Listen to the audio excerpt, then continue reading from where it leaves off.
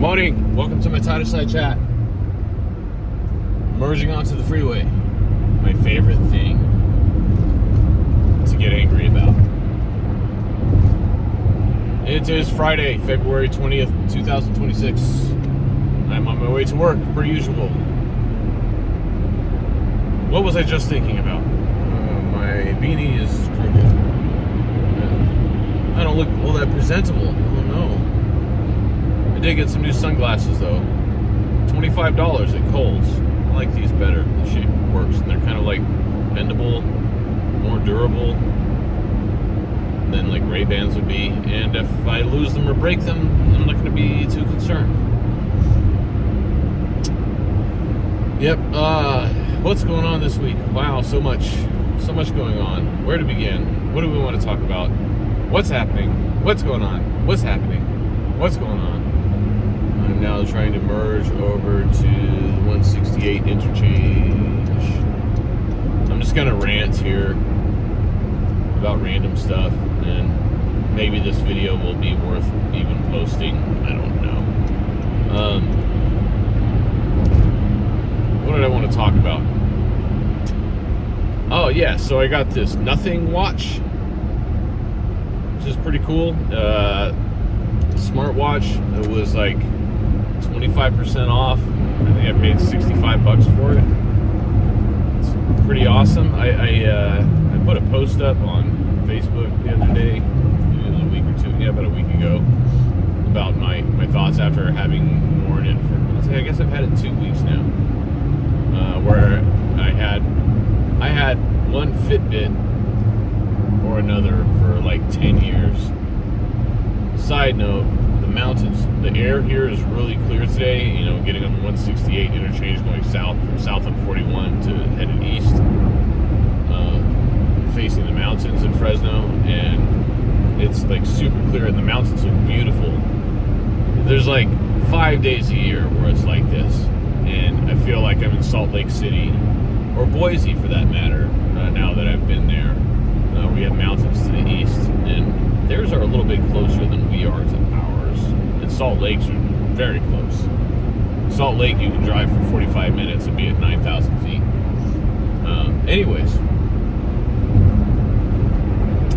the watch, yeah, it's pretty great overall for $66 as opposed to spending, what is a Fitbit Sense 2 now, which is, it's like, I don't know, are they ever going to make any other models? It doesn't seem like it. I haven't looked, but $250 or whatever it is for one of those. My only complaint, which is one of the main things that I use the watch for, is that its sleep tracking isn't what I want it to be. It will track REM and deep sleep in a manner that seems to be pretty accurate, but unless I get out of bed and am vertical, it doesn't recognize that I'm awake. So like last night, I woke up, I think 3 times. I was really tired yesterday after dinner, and I actually went to bed early. I went to bed at 9:30, which was, yeah, that's early for me. But then I woke up at midnight, and it took me a minute to go back to sleep, and then I woke up again at like 2, and it took me a minute to go back to sleep, and then again at like, was it 2? Maybe it was only twice, but anyways, but it didn't register that at all. Whereas my Fitbit, like, you just roll over and it's like, oh, you were awake for 30 seconds.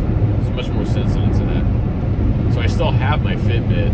Now I'm thinking like, well, crap, do I just use my Fitbit when I go to bed so I can track my sleep and then use this during the day? Or do I get an Oura Ring? It's really important to me that I track my sleep.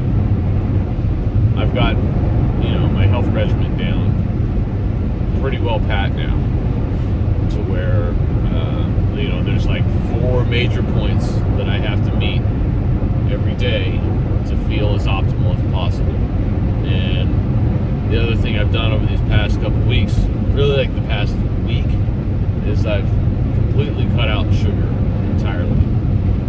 I'm even trying to avoid it, and not just like sweets, like no dessert, no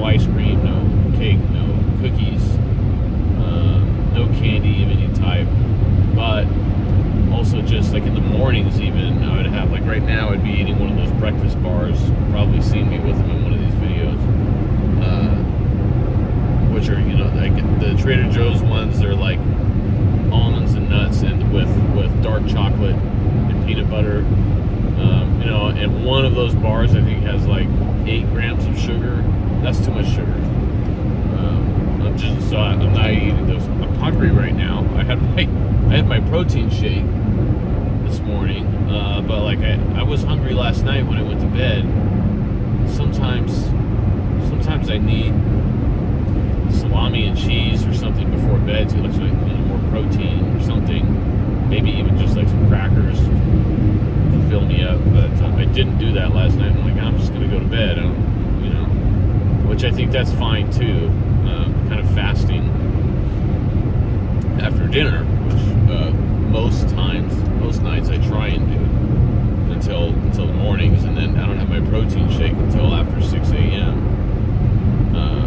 And that's just usually unsweetened almond milk, and then my microgreens that I buy from the farmer's market, and some avocado, and what else I put in there? So vegan protein powder, which is basically peas. So that's like 20 grams of protein from the protein powder. I do frozen ginger, crushed ginger, berries, not strawberries. It's like blueberry, raspberry, blackberry, and creatine powder, 5 grams of creatine powder. And then usually either hemp seed, or I've been doing whatchamacallit. My brain is not working yet. Anyways, so I have my protein shake. You know, it's just not super filling, but still nutrition. And I have you know, my supplements that I take just before that every day, which is I do some digestive enzymes, even though I'm not sure that I really need them at this point.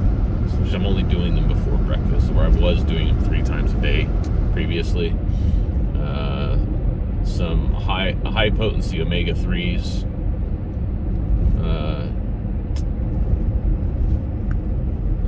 Pure PC, which is PC is an abbreviation for, I'm trying to remember the scientific name for it. Don't have it in front of me, sorry. But it, and then what else is there? Oh, boron and vitamin D, K2 liquid drops.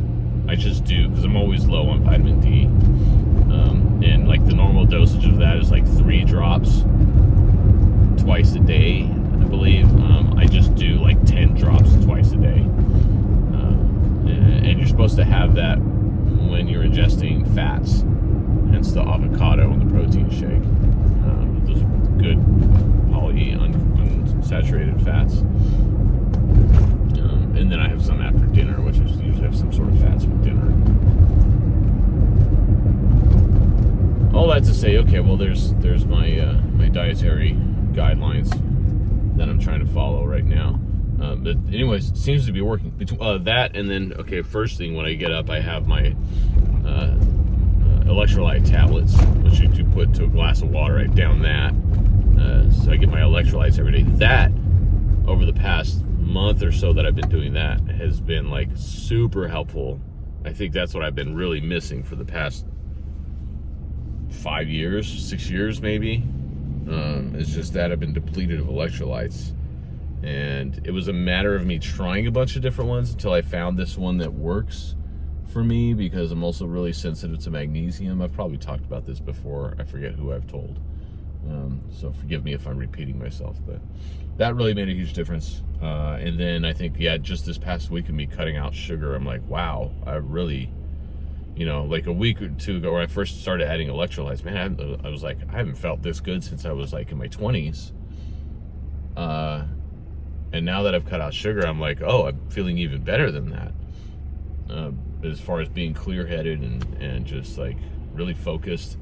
And I was able to start drinking coffee again. where I couldn't drink coffee before. I think maybe because it was just dehydrating me already on top of being dehydrated, and so whenever I would have coffee, it would just kill me, and I would feel like awful kind of for an hour or two, and then I would just crash and I would just want to sleep. Yesterday was the first day, now that I've cut out sugar too.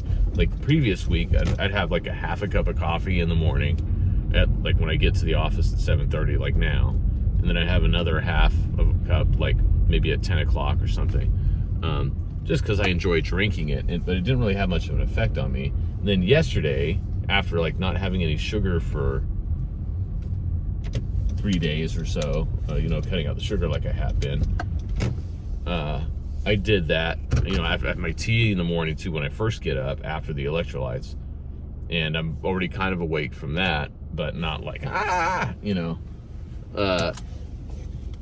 yesterday was the first day where I think like by 9 a.m. have all of that and then having half a cup of coffee, where I kind of felt like over caffeinated, not terribly, but just like I noticed, it's like, oh wow, I'm like really feeling the effects of the coffee, where even like last week when I was doing that, it didn't seem to have much of an effect on me at all. And it was just talking half a cup. The coffee we get at the office, it's the Pete's Major Dickinson's blend. It's pretty decent. It's good coffee. I enjoy it. I just drink it black. So I like the taste of good coffee.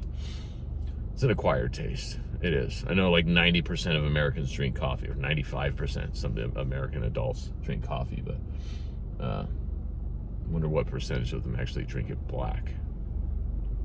Anyway, all right. Well, I'm at work now. It's just before 7 a.m. and I'm getting an early start today, just because I felt like it. Work's going really well, by the way.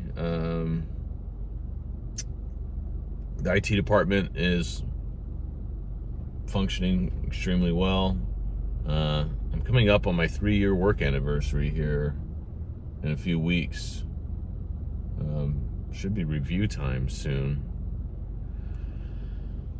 Probably can't say too much about that on YouTube, so I'm just gonna leave it at that, I guess. Danielle got me an Acqua di Gio cologne kit for Christmas. So like a regular full size 4-ounce bottle, 4.3 or whatever it is, and this little mini travel one. So I have one at home, and I just have this one in the car. Don't want to do too much. Just like one spray is usually good. But yeah, just leave it there in the car. It's nice to have. It's important to smell nice, especially being in the customer service of any kind. They're in an office environment, but you don't want it to be too strong. Don't do too much cologne. I've been around those people, and you're like, it's too much. Yeah, don't want to smell someone from 50 feet away, even if it's a nice smell. Just a little hint of it. It's a subtle psychological thing. People are happier to see you and more willing to listen to you if you're wearing cologne, and also if you're wearing glasses. They say that if you are going into a job interview and you're wearing glasses, you should wear glasses even if you don't need them, just non-corrective lenses, because subconsciously that makes people think that you're trustworthy and that you're more intelligent than maybe they would think otherwise. I don't know. But they've done studies to prove this. Yeah, so it's all little things you can use to your advantage in life, Got to take everything we can. All right. I'm headed in. Happy Friday, everyone.